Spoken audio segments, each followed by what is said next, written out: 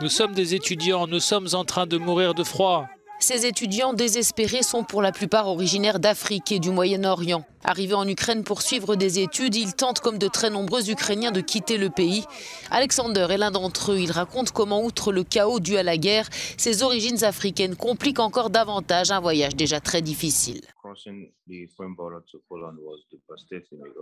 Traverser la frontière de l'Ukraine vers la Pologne a été dévastateur à cause de comportements racistes et de la discrimination. Ça a commencé à la gare de Kiev. Ils ne laissaient passer que les femmes et les enfants. Je leur ai dit « Ok, c'est bien, mais je ne vous vois pas laisser passer les femmes africaines ou du Moyen-Orient. Certaines sont enceintes. » Selon les chiffres officiels, près de 80 000 étudiants étrangers sont présents en Ukraine, dont plus de 20% sont issus du continent africain.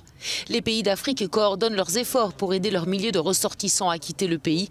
Mais sur le terrain, les accusations de comportements racistes aux frontières se multiplient. Alexander confirme.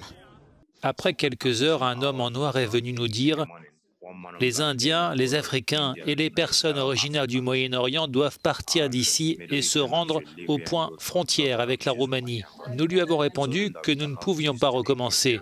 Nous sommes sur la route depuis 3 jours et nous ne pouvons pas faire marche arrière. Parfois, j'ai eu l'impression qu'une personne risquait de mourir car certaines s'évanouissaient.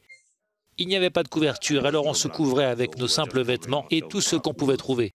Et pour les étudiants africains qui ont réussi à rejoindre la Pologne, le calvaire n'est pas terminé. Les étrangers non européens n'étant pas autorisés à rester plus de 15 jours sur le sol polonais.